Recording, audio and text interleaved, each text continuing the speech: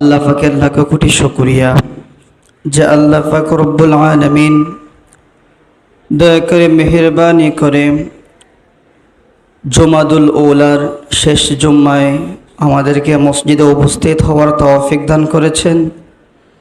এই জন্য আমরা অন্তরের অন্তঃস্থল থেকে বলি আলহামদুলিল্লাহ।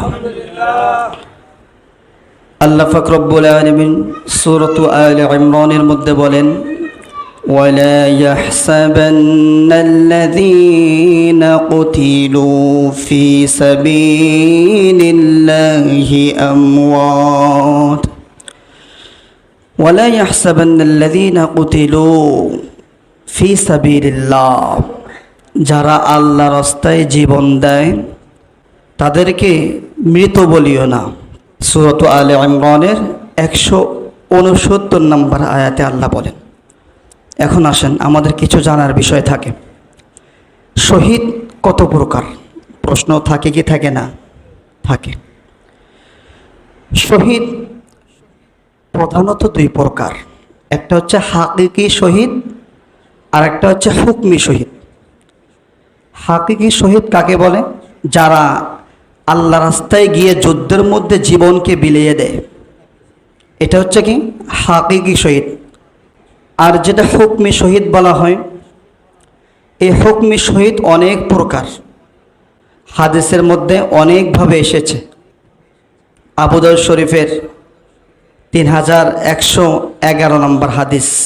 এই হাদিসের রাবে হচ্ছে জাবের ইবনে আতিক রাদিয়াল্লাহু তাআলা আনহু। ওই সময় আব্দুল্লাহ ইবনে সাবিত রাদিয়াল্লাহু তাআলা আনহু অসুস্থ হওয়ায় মুমূর্ষ অবস্থায় বিছনায় কাতরাচ্ছে। সেই সময় আল্লাহ রসুলের কাছে খবর চলে গেল, আল্লাহ রসুল, আপনার সাহাবী আব্দুল্লাহ ইবনে সাবিত রাদিয়াল্লাহু তাআলা আনহু বেশি অসুস্থ, বিছনায় পড়ে আছেন, নামাজ পড়তে মসজিদে আসতে পারছে না।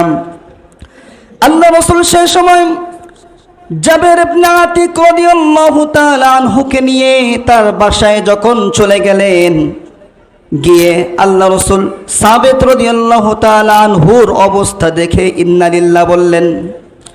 ইন্না লিল্লাহ বলার সঙ্গে সঙ্গে তার পরিবারের আত্মীয় স্বজন, বিশেষ করে মহিলা সদস্য যারা আছে, তারা হাউমাউ করে চিল্লাচিল্লি করে কান্নাকাটি শুরু করলেন।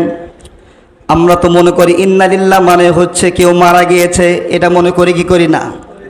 সেই সময় মনে করেছেন, কিন্তু ইন্না লিল্লাহের অর্থ হচ্ছে কেউ মারা গিয়েছে, মারা যাওয়ার কারণে এটা পড়তে হবে, বিষয়টা এরকম না। আমরা তো এটা মারা যাওয়ার দোয়া মনে করি। আপনার কোনো জায়গার মধ্যে যদি আপনার বিপদ আসে, অথবা আপনার বিপদ সামনে চলে আসছে, বা আপনার সামনে কারো বিপদ আপনি দেখছেন, সব সময় পড়েন ইন্না লিল্লাহ। এই আমলটা করতে পারেন। কিন্তু মানুষ মরে গেলে এই দোয়াটা পড়তে হবে, এটা কোরআনের আয়াত। আমরা দোয়া মনে করতে পারি, কিন্তু এটা ভুল। তখন কিছু আশপাশের মহিলা যখন ইন্না লিল্লাহ বলতে লাগলো, আল্লাহ রসুল তখন তাদেরকে বললেন, তোমাদের কি হয়েছে? তোমরা যে চিল্লাচিল্লি করে কান্নাকাটি করছো, এটা ঠিক নয়। হাদিস থেকে শিক্ষা নিলাম, এক নম্বরে আমাদের পরিবারের ছেলে মেয়ে সন্তান সন্ততি যদি দুনিয়া থেকে চলে যায়, তাহলে চিল্লাচিল্লি করে কান্নাকাটি করা যাবে? চিল্লাচিল্লি করে কান্নাকাটি করা যাবে না। এটা হচ্ছে জাহিলিয়াতের স্বভাব, জাহিলিয়াতের সংস্কৃতি। আল্লাহ রসুল বলেন, ও আমার উম্মত, তোমার আত্মীয় স্বজন যদি মারা যায়, অবশ্যই তোমার খারাপ লাগবে। এই খারাপ লাগার কারণে, কষ্ট লাগার কারণে চোখের পানি যদি বের হয়, এই চোখের পানি বের হওয়ার কারণে যে ব্যক্তির জন্য কান্নাকাটি করছো, সেই ব্যক্তিকে মাফ করবে, কিন্তু শর্ত হচ্ছে চিল্লাচিল্লি করা যাবে না। চোখের পানি বের হতে পারে, চোখের পানি বের হবে, আপনি আর আল্লাহর কাছে দোয়া করেন। আর কি করবেন? আপনার সন্তান হতে পারে, আপনার মেয়ে হতে পারে, আপনার ভাই ব্রাদার হতে পারে। কষ্ট লাগার কারণে আপনি চোখের পানি বের করবেন, কিন্তু চিল্লাচিল্লি করা যাবে? কিন্তু একটু খেয়াল করলে দেখা যায় আল্লাহর রহমতে বাংলাদেশে ইসলামের দিকে মানুষ অনেক এগিয়ে গিয়েছে, ঠিক কিনা? বাংলাদেশের মধ্যে বর্তমান নারী পুরুষ সবাই এখন ইসলামের দিক এগিয়ে গিয়েছে। কেন বললাম? আজ থেকে 20 বছর অথবা এর আগেও হতে পারে, তখন কেউ যদি মারা যেত মহিলারা গানের সুরে কান্নাকাটি করতো, ও বাবা রে তোমার ভাই মারা, মানে এগুলো মসজিদের পরিবেশে বলতে পারছি না, এরকম শোনা যেত কি যেত না? কিন্তু এখন কিন্তু আল্লাহর রহমতে কম শোনা যায়, একেবারে কম, ঠিক কিনা? এই জন্য হাউমাউ করে কান্না যাবে না, হাউমাউ করে কান্নাকাটি করে ইহুদি নাসারা, তাদের সংস্কৃতি আমাদেরকে নেওয়া যাবে না। আল্লাহ রসুল বলেন, মান তাশাব্বাহা বিকওমিন ফাহুয়া মিনহুম, যার সাথে যার মহব্বত তার সাথে তার কিয়ামত। কথা বলেন ঠিক কিনা? তখন আল্লাহ রসুল আব্দুল্লাহ ইবনে সাবাত রাদিয়াল্লাহু তাআলা আনহুর মেয়েকে জিজ্ঞাসা করলেন, তোমার বাবার কি অবস্থা? তখন তার মেয়ে ডুকরে ডুকরে চোখের পানি ফেলে, আল্লাহ রসুল, আমার বাবার অনেক স্বপ্ন ছিল জিহাদের ময়দানে গিয়ে আল্লাহর জন্য জীবন দেবে, যুদ্ধের ময়দানে যাওয়ার জন্য। আমার বাবা সব জিনিসগুলো ক্রয় করেছে, আসবাবপত্রগুলো, কিন্তু অসুস্থ হয়ে পড়েছে। আমার আশা ছিল আমার বাবা শহীদ হবে, আমার বাবারও আশা ছিল আমার বাবা শহীদ হবে, কিন্তু আমার বাবা যে অসুস্থ হয়ে পড়েছে, আমার মনে হয় আমাদের আশাগুলো পূরণ হবে না। তখন আল্লাহ রাসূল চিন্তিত হয়ে পড়লেন, কথা তো সত্যি, কেননা আমার পরে আর যুগে যুগে উম্মত আসবে, তাদের সময় যুদ্ধের ময়দান কায়েম নাও হতে পারে, কিন্তু তারা যদি শহীদি মর্তবা যদি পেতে চায় তাহলে কিভাবে পাবে? তখন আল্লাহর কাছে দোয়া করলেন, সঙ্গে সঙ্গে আল্লাহ পাক রব্বুল আলামিন তার হাবিবকে জানায় দিলেন, ও হাবিব, আল কাতিলু ফি সাবিলিল্লাহ, আল্লাহর রাস্তায় জীবন দিলে তাকে শুধু শহীদ বলবে না, আরো কিছু প্রকার শহীদের প্রকার আপনার উম্মতের জন্য আমি ঘোষণা করে দিলাম। কিন্তু ইন্নামাল আ'মালু বিন্নিয়াত, নিয়ত পরিষ্কার রাখতে হবে, নিয়তের মধ্যে ত্রুটি রাখা যাবে? হযরত ওমর রাদিয়াল্লাহু তাআলা আনহু এই দোয়াটা বেশি বেশি পড়তেন। যারা পারেন আমার সাথে বলেন, আল্লাহুম্মা রযুকনি শাহাদাতান ফি সাবিলিক ওয়াজআল মাউতি বিবালাদিন রাসূলিক। আল্লাহু আকবার। ওমর রাদিয়াল্লাহু তাআলা আনহু বেশি বেশি বলতেন, আল্লাহ আমাকে শাহাদাতের মৃত্যু দান করো।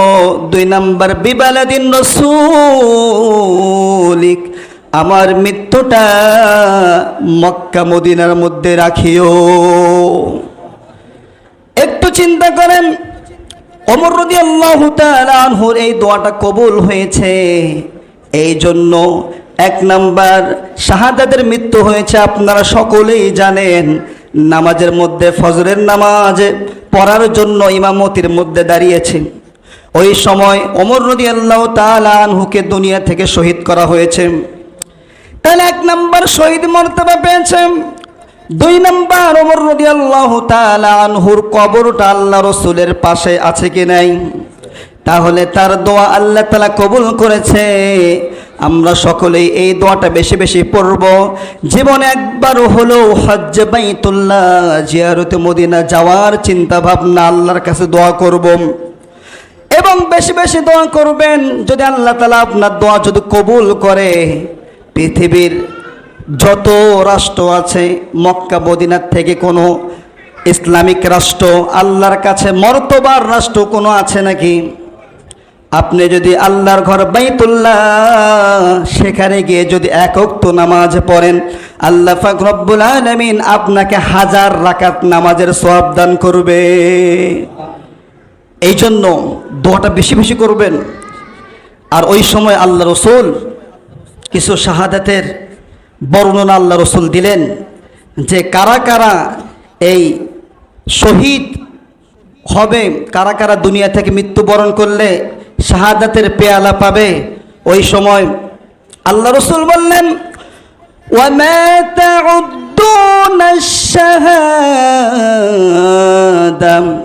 ও সাহাবা কেরাম, তোমাদেরকে জিজ্ঞাসা করছি শাহাদাত মানে কি? তখন তারা বলছে আল কাতিলু ফি সাবিলিল্লাহ। শাহাদাত মানে আমরা বুঝি আল্লাহর রাস্তায় জীবন দেওয়া। তারা সোজাসুজি প্রশ্নের উত্তর দিল। সে সময় আল্লাহ রসুল তাদের মাঝে বর্ণনা করে দিলেন, 1 নাম্বার, কেউ যদি মহামারীতে যদি মারা যায়, অর্থাৎ প্লেগ রোগকে মহামারী রোগ বলা হয়, যেই রোগটা আল্লাহর পক্ষ থেকে আসে, গজব। এই প্লেগ রোগে মহামারীতে যদি কেউ মারা যায়, আল্লাহ রসুল বলেন সে শাহাদাতের মর্তবা পাবে। 2 নাম্বার, পেটের ব্যথার কারণে কেউ যদি মারা যায় শাহাদাতের মর্তবা পাবে। 3 নাম্বার, পানিতে ডুবে যদি কেউ মারা যায় শাহাদাতের মর্তবা পাবে। 4 নাম্বার, কেউ যদি পাহাড় ধসে অথবা গাছ অথবা আরো ভারী অনেক জিনিস হতে পারে, ধসে যদি তার মাথার উপর পড়ে সে যদি মারা যায়, আল্লাহ পাক রব্বুল আলামিন তাকে শাহাদাতের মর্তবা দান করবে।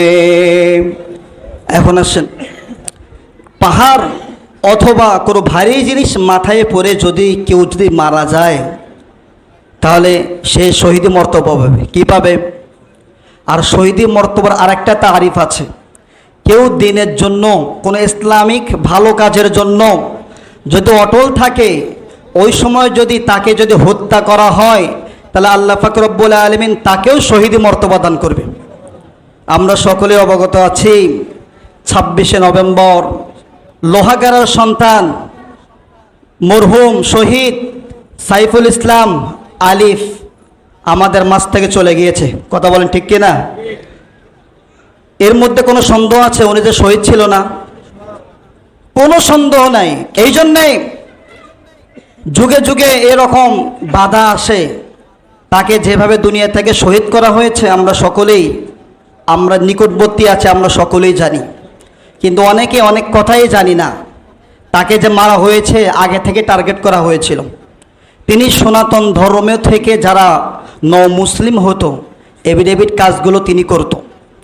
আর তিনি যে সিনিয়র উকিল ছিলেন, পিপি ছিলেন, তার লয়ের পড়াশোনাই ছিল রাষ্ট্রদ্রোহী সম্পর্কে। রাষ্ট্রদ্রোহী তিনি আইনজীবী ছিলেন।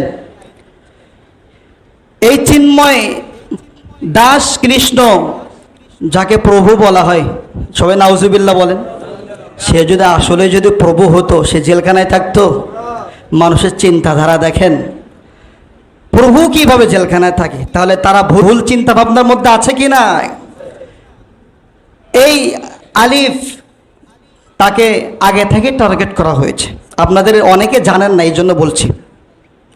তাহলে 1 নাম্বার আমরা পেয়েছি, সে মুসলিমের এভিডেভিট কাজগুলো সে করত। তাহলে ওদের সংখ্যা কমে যাবে কি যাবে না যারা মুসলিম হবে? আগে থেকে টার্গেট। এখন আসেন, ওদের মধ্যে আবার কিছু জানার বিষয় থাকে। 1 নাম্বার বিষয় হচ্ছে, যে কোনো ধর্মের ওপর আমাদের কোনো ক্ষোভ নেই। আল্লাহ তাআলা কোরআনে বলেছে না, লাকুম দীনুকুম ওয়ালিয়া দিন। এর মানে কি? তোমাদের ধর্ম তোমরা মানো, আমাদের ধর্ম আমরা মানি। আমাদের ধর্ম আমাদের কাছে, তোমাদের ধর্ম তোমাদের কাছে। তার মানে তোমাদের সাথে আমাদের কোনো কি নেই, দ্বন্দ্ব নেই। কিন্তু দ্বন্দ্ব এক জায়গায়, যখন আমাদের ইমানি ভাইদের ওপর আক্রমণ করবে, মুসলমানদের ইমান হরণ করার জন্য কোনো সংগঠন কাজ করবে, তখন আমাদের দায়িত্ব হচ্ছে যে সংগঠন কাজ করবে তার বিপক্ষে রুখে দাঁড়াইয়া ইমানির ঝান্ডা সামনে নিয়ে তাদের বিপক্ষে প্রতিবাদ করতে হবে। কথা বলেন ঠিক কিনা? এখন আসেন, যে ইসকনটা কোথায় থেকে আসলো? ইসকন, এটা আপনি যদি ভাঙ্গেন, তাহলে ইন্টারন্যাশনাল সোসাইটি ফর কনসানশন এটা দাঁড়াবে, অর্থটা দাঁড়াবে। এটা হচ্ছে ফুল নাম, সংক্ষেপে ইসকন। অ্যান্ড এটার অর্থ যদি আপনি খেয়াল করেন, তারা কৃষ্ণরই, তারা কার? কৃষ্ণরই, মানে তাদের সৃষ্টিকর্তারই জন্য তারা সব কিছু বিলিয়ে দিয়েছে। এখন যে লোকটাকে বর্তমান রাষ্ট্রদ্রোহী মামলায় গ্রেপ্তার করেছে, রাষ্ট্রের সাথে সে বেয়াদবি করেছে না? অপরাধ যে করুক, আমার ভাই হতে পারে, আমার সন্তান হতে পারে, অপরাধ করলে সে সাজা পাবে, এর মধ্যে কোনো সন্দেহ আছে? সে তো রাষ্ট্রকে অপমান করেছে। কিভাবে অপমান করেছে? আমাদের বাংলাদেশের পতাকার ওপর তাদের গেরুয়া পতাকা তারা লটকিয়েছে নিউ মার্কেটে। তাই এটা রাষ্ট্রের সাথে বেয়াদবি করেছে না? এ রাষ্ট্রের সাথে বেয়াদবি করার কারণে তাকে ধরে নিয়েছে। এখন এই চিন্ময় কৃষ্ণ দাস এর অতীতে একটু খেয়াল করেন। এদের ইসকনের যে অর্থটা বললাম, যে তারা প্রভুর জন্যই সব কিছু করে, তারা ভালো মন্দ খায় না, সবসময় একটা পরিবেশে থাকে, বিয়ে শাদিও করে না। এখন আপনি একটু ইতিহাস একটু খেয়াল করেন, এই চিন্ময় প্রভু বলৎকারে সে ধরা পড়েছে। তার মানে আমরা বুঝতে পারলাম সে মানুষ হিসেবে ঠিক নাই। এবং তাদের কার্যক্রম একটু খেয়াল করেন, অনেক ইতিহাস আছে তাদের কার্যক্রম। যদি আমি 2009 সালেরটা বলি, এর আগে আরও অনেক করেছে। কেননা ইসকনটা সংগঠিত হয়েছে 1966 সালে। কত? 1966 সালে আমেরিকায় নিউ ইয়র্কে, অর্থাৎ নিউ ইয়র্ক ওদের একটা রাজধানী, সেখানে স্বামী প্রভুপাদ তিনি প্রতিষ্ঠিত করেছে। এখন স্বামী প্রভুপাদ যিনি প্রতিষ্ঠিত করেছে, উনি কোনো সনাতন ধর্মের লোক ছিলেন না। উনি খ্রিস্টান চার্চে পড়াশোনা করেছে। উনি একজন ফার্ম ব্যবসায়ী ছিল। কি ছিল সে? সনাতন ধর্মের যে আমরা নামটা শুনি, অনেক হিন্দু বলে ইসকন হচ্ছে তাদের ধর্মের একটা কি সংগঠন, কিন্তু এটা ভুল। এটা ভুল। কেননা এই প্রভুপাদ 1966 সালে তিনি এই সংগঠনটা কিছু কুখ্যাত ইহুদিদেরকে নিয়ে এই সংগঠনটা করেছে। যেমন স্টিল জোড়া, যেমন হারিকেস নেরিসন এবং টমাস, কুখ্যাত ইহুদিদেরকে সাথে নিয়ে এই 1966 সালে নিউ ইয়র্কে এই ইসকন সংগঠনটা করেছে। নাম দিয়েছে কি? সনাতন ধর্মের একটা সংগঠন। এখন আসেন আপনাদেরকে প্রশ্ন করি, যে যে ধর্ম নিয়ে পড়াশোনা করে অথবা যে ধর্মের মধ্যে আছে, সে ওই ধর্মের সম্পর্কে বেশি জানবে। এটা কি স্বাভাবিক না অস্বাভাবিক? তাহলে সে একজন খ্রিস্টানে পড়াশোনা করেছে চার্চে এবং ফার্ম ব্যবসায়ী ছিল, সে সনাতন ধর্মের প্রধান হয় কিভাবে? তার মানে সে জাতগতভাবে সে খ্রিস্টান। আর আল্লাহ তাআলা সূরা মায়েদার মধ্যে কি বলেছেন? ইয়া আইয়ুহাল্লাযীনা আমানু লা তাত্তাখিযুল ইয়াহুদা ওয়ান নাসারা আউলিয়া বা'দুহুম আউলিয়াউ বা'দ। যে ইহুদিরা যারা বেঈমান, যারা নাস্তিক, তোমাদের কখনো বন্ধু হতে পারে না। যে তারা কখনো তোমাদের বন্ধু হতে পারে না। তাহলে এখন সনাতন ধর্ম যে ইসকন যে বলে, এটা আসলে সনাতন ধর্মের কোনো সংগঠন না, এতটুকু মাথায় রাখেন। তারপরে যে বিষয়টা মাথায় রাখবেন, 2009 সালে রসিক রায় জিউ মন্দিরে তারা আক্রমণ করে। তাহলে চিন্তা করেন, ইসকন ওরা বলতে যে সনাতন ধর্মের একটা অনুসারী সংগঠন, তাহলে এই রসিক রায় জিউ মন্দিরে তারা কেন আক্রমণ করলো? আক্রমণ করে কি করেছে? অনেক মানুষকে আহত করেছে এবং ফুল বাবু একজনকে ওখানে হত্যা করেছে। আর ফুল বাবু ছিল একজন সনাতন ধর্মের অনুসারী। এখন আপনাদেরকে প্রশ্ন করি, তারা যদি আসলে যদি সনাতন ধর্মের যদি সংগঠন হতো, তাহলে তারা কি সনাতন ধর্মের লোকের উপর আক্রমণ করতে পারত? তার মানে কি তাদের উদ্দেশ্য একটাই? কি তাদের উদ্দেশ্য অনেকগুলো আছে, তার মধ্যে একটা দুনিয়ার মধ্যে ফাসাদ সৃষ্টি করা। দুনিয়ার মধ্যে কি সৃষ্টি করা? ফাসাদ সৃষ্টি করা। এই মুসলমান হিন্দুর মধ্যে দ্বন্দ্ব সৃষ্টি করা। এই কিছুদিন আগের কথা, সীতাকুণ্ডের মধ্যে চন্দ্রনাথ একটা পাহাড় আছে, এই পাহাড়টা নিয়ে মুসলমান হিন্দুদের মধ্যে একটু ঝগড়া হচ্ছে, মাঝখান থেকে ইসকনরা সুযোগ নিচ্ছে। এবং 2014 সালে ঢাকার একটা এরিয়ার মধ্যে স্বামীবাগ একটা জায়গার নাম আছে, সেই জায়গার মধ্যে হিন্দুদের একটা মন্দির, অর্থাৎ সনাতন ধর্মের একটা মন্দিরকে তারা জোর জবরদস্ত করে ইসকনের মন্দির হিসেবে রূপ দিয়েছে। তারা কি ঠিক কাজ করেছে? এটা 2016 সালে সিলেটের মধ্যে এক ইমাম ইসকনদের বিপক্ষে একটা স্ট্যাটাস দিয়েছিল। এই স্ট্যাটাসটা দেওয়ার কারণে ওই ইমামকে কুপিয়ে মারা হয়েছে। এবং স্বামীবাগ জায়গায় এখানে ওদের মন্দিরে যখন পূজা হচ্ছিল, গান বাজনা হচ্ছিল, পাশে একটা জামে মসজিদে তারাবি নামাজ পড়ানো হচ্ছিল, সেই সময় ইসকনরা এই তারাবি নামাজের মধ্যে বাধা দিয়েছে। তাহলে একটু চিন্তা করেন, সনাতন ধর্ম আমাদের বাংলাদেশে আছে কি নাই? তাদেরকেও আমরা বাধা দেই না, তারাও আমাদেরকে বাধা দেয় না, কেননা তাদের ধর্ম তাদের কাছে, আমাদের ধর্ম আমাদের কাছে। ওরা যদি আসলে সনাতন ধর্ম যদি হতো, ওরা কোনোদিনও বাধা দিত না। তার মানে ওরা হচ্ছে ইসকন, অর্থাৎ এই জমিনের মধ্যে কিভাবে ফাসাদ সৃষ্টি করা যায়, মুসলমানদের কিভাবে মুক্ত করা যায়, তাদের উদ্দেশ্য একটাই। এই জন্য তারা এই কাজগুলো পদে পদে তারা বাধা দিয়েছে। এবং আপনারা অবগত থাকবেন, 2019 সালে, বেশি দূরে না, এই ইসকন নামের একটা জঙ্গি সংগঠন, তারা স্কুলে স্কুলে ছোট বাচ্চাদেরকে বিস্কুট প্রসাদ খাওয়াইয়া হরে রাম হরে কৃষ্ণ বলতে বাধ্য করেছে। কথা বলেন ঠিক কিনা? এই জন্য এই ইতিহাসগুলো আপনারা একটু জেনে রাখবেন যে ইসকনের বিপক্ষে শুধু আলেম ওলামারা দাঁড়াবে, শুধু শিক্ষিত মানুষ দাঁড়াবে, বিষয়টা এরকম না। ইসকনের বিপক্ষে আমাদের সবাইকে দাঁড়াতে হবে, কেননা ইসকনের বিপক্ষে যদি আপনি যদি না দাঁড়ান, এই বিশেষ করে চট্টগ্রাম ওদের ইন্ডিয়ার রঙ্গরাজ্য হিসেবে তারা ব্যবহার করবে। কথা বলেন ঠিক কিনা? এই জন্যে বুঝতে হবে, এইটু খেয়াল করেন। যেমন সাইফুল ইসলাম আলিফ মৃত্যুবরণ করেছে, শাহাদত বরণ করেছে। এই শাহাদতের পেছনে তারা ভূমিকা পালন করেছে, অলরেডি কিন্তু খবর আমরা কিছু পেয়েছি। প্রবীর চন্দ্র পাল ইসকনের একজন সদস্য, প্রবীর চন্দ্র পাল নাম কিন্তু প্রকাশ হয়েছে।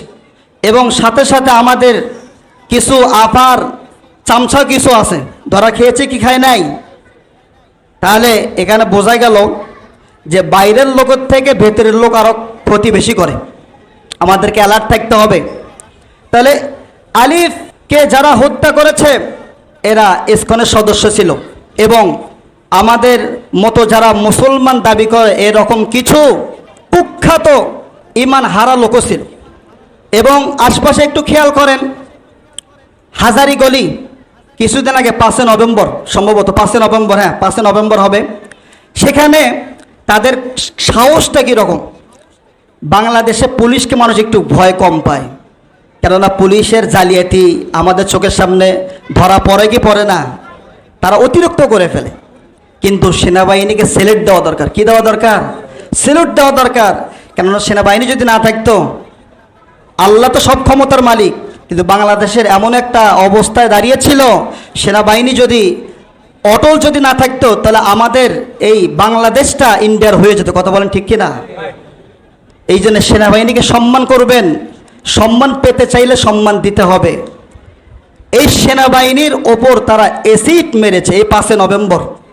তাহলে একটু চিন্তা করেন তারা কতটা কুখ্যাত।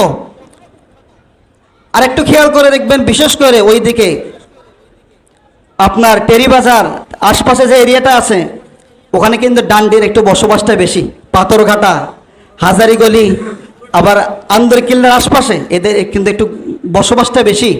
এবং আপনি সব সময় দেখবেন এরা জালিয়াতের মধ্যে আছে। বুয়েটের আলোচিত খবর, আবরার ফারহাদ, আপনারা সকলেই শুনেছেন। তার খুনিকে অমিত শাহ, নাম কি? অমিত শাহ কে ছিল? ইসকনের একজন সদস্য ছিল। তাহলে এই যুগে যুগে এই যে তারা এই ঘটনাগুলো ঘটাচ্ছে, তাদের উদ্দেশ্য ভালো না। তাদের উদ্দেশ্য একটাই, এই জমিনের মধ্যে ফাসাদ সৃষ্টি করে তারা মুসলমানদেরকে কতল করা, উদ্দেশ্য একটাই। আর বর্তমান যারা এই দাবিগুলো দিচ্ছে, ইসকনের পক্ষে যারা কথা বলছে, এখন তাদের উদ্দেশ্য হচ্ছে কিভাবে একটা বড় ধরনের গন্ডগোল করা যায়, বাইরের দেশের কাছে কিভাবে বাংলাদেশকে খারাপ বানানো যায়। এই খারাপ বানাইয়া বাংলাদেশের মধ্যে একটা অরাজকতা সৃষ্টি করে বাইরের দেশ তখন এই সুযোগে বাংলাদেশকে হাত করার জন্য তারা উঠে পড়ে লাগবে। কথা বলেন ঠিক কিনা? এই জন্যে আমাদের জায়গা থেকে বিশেষ করে আজকে ইসকন সম্পর্কে কিছু জানলাম। আশপাশে যদি কোনো ইসকনের মিছিল যদি বের হয়, আমরা যদি ইসকনের বিপক্ষে সামনাসামনি যদি যুদ্ধ করতে না পারি, কমসে কম মিটিং মিছিলে দোয়ার মধ্যে সামিল হব ইনশাআল্লাহ। তাহলে যে কথাটা বললাম, এই কথাটা আসছে যে শহীদের আল্লাহ রসুল 7টা মর্তবা বলেছে, যে কেউ যদি এই 7টার মধ্যে পতিত হয় তাহলে সে শহীদে মর্তবা পাবে। সাইফুল ইসলাম আলিফ উনি যে মারা গিয়েছে, উনি কি ইচ্ছা করে মারা গিয়েছে? ওনাকে যেভাবে মারা হয়েছে অনাকাঙ্ক্ষিতভাবে, শুধু অনাকাঙ্ক্ষিতভাবে, যেমন অনেকে মরতে পারে, যেমন গাড়ি অ্যাক্সিডেন্ট, ওটা কি নিজের হাতে থাকে? থাকে না। আপনাকে কেউ এসে মেরেছে, বুখারী শরীফের হাদিস যে কেউ যদি কাউকে যদি অকারণে যদি হত্যা করে, আল্লাহ পাক রব্বুল আলামিন যাকে হত্যা করেছে তাকে বিনা হিসেবে জান্নাত দান করবে। আবু সাঈদের রক্ত যদি না ঝরতো তাহলে 17 বছরের স্বৈরাচার বাংলাদেশ থেকে পলায়ন করতো না। আমরা আশাবাদী যে সাইফুল ইসলাম আলিফের বিনিময়ে ইনশাআল্লাহ এই ইসকন নামক জঙ্গি বাংলাদেশ থেকে নির্মূল হবে। কথা বলা ঠিক কিনা? এই জন্য দোয়া করতে হবে, চেষ্টা করতে হবে। এই সংগঠন রাখা যাবে না, আমাদের জায়গা থেকে প্রতিবাদ অবশ্যই করতে হবে।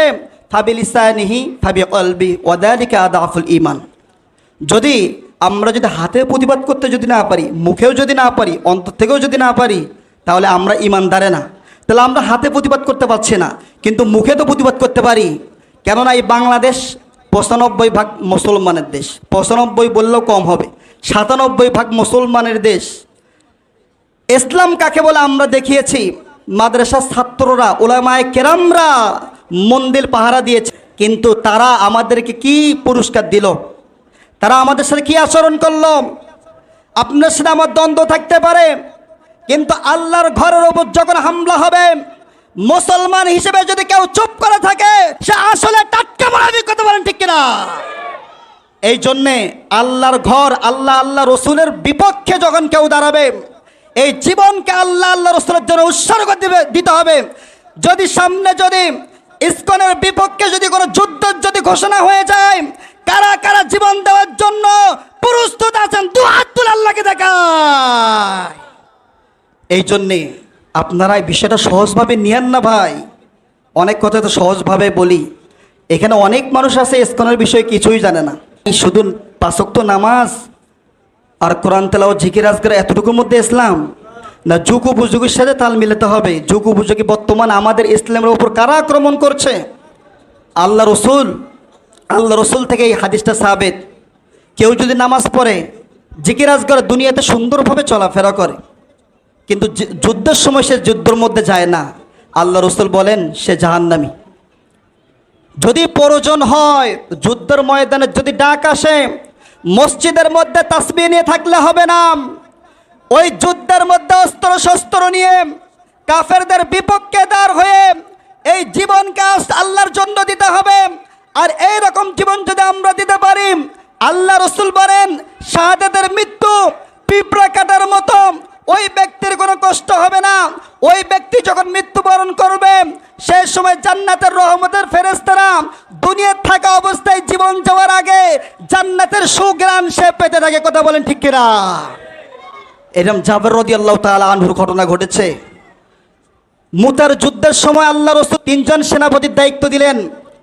1 নম্বরে দায়িত্ব দিয়েছিলেন তার পালক ছেলে যায়েদ রাদিয়াল্লাহু তাআলা আনহু। 2 নম্বরে দায়িত্ব দিয়েছিলেন জাফর ইবনে আবু তালেব রাদিয়াল্লাহু তাআলা আনহু। 3 নম্বরে দায়িত্ব দিয়েছিলেন আব্দুল্লাহ ইবনে রওহা রাদিয়াল্লাহু তাআলা আনহু। এই 3 ব্যক্তিকে আল্লাহ রাসূল সেনাপতির দায়িত্ব দিলেন। আল্লাহ রসুল বললেন মুতার যুদ্ধের মধ্যে রোমান সম্রাট 1 লক্ষ থাকবে, কিন্তু আমাদের সংখ্যায় কম হতে পারে, আমাদের সংখ্যা মাত্র 30,000। এই 3 জন যখন চলে গেলেন, যুদ্ধ হচ্ছে, সেই সময় জাফর রাদিয়াল্লাহু তাআলা আনহু যখন হাতটা তার কেটে গেল, এই হাতটা যখন কেটে গেল, ডান হাত বাম হাত যখন তার কেটে গেল, সেই ইসলামের ঝান্ডা অর্থাৎ কালিমা তার মুখের মধ্যে সে ধরে ইসলামের ঝান্ডা যখন উড়াতে লাগলো, কাফেরদের এটা সহ্য হলো না। তখন কাফেররা তার মুখের মধ্যে আঘাত করলো। অন্তিম মুহূর্ত পর্যন্ত জাফর রাদিয়াল্লাহু তাআলা আনহু ইসলামের ঝান্ডা সে উড়িয়েছে।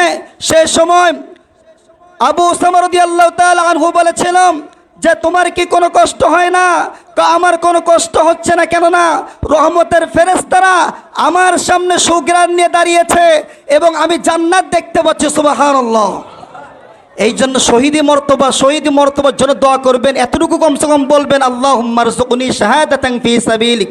সবাই বলেন আল্লাহুম্মা রযুকনি শাহাদাতান ফি সাবিলিক। এই দোয়াটা অবশ্যই করবেন। যদি আপনার অন্তর থেকে যদি করতে পারেন, জিহাদের ময়দান যদি কায়েম যদি না হয়, ঘরের মধ্যে যদি মৃত্যুবরণ করেন, আপনার নিয়ত যদি পরিষ্কার থাকে, কাল কিয়ামতের দিন ইনশাআল্লাহ আল্লাহ তাআলা আপনাকে শহীদের কাতারে দাঁড় করাবে। এই জন্যে আমি শেষ পর্যায়ে চলে আসছি। 4 নম্বরে যেটা বললাম, ধসে পড়লে সে শহীদ মর্তবা পাবে। 5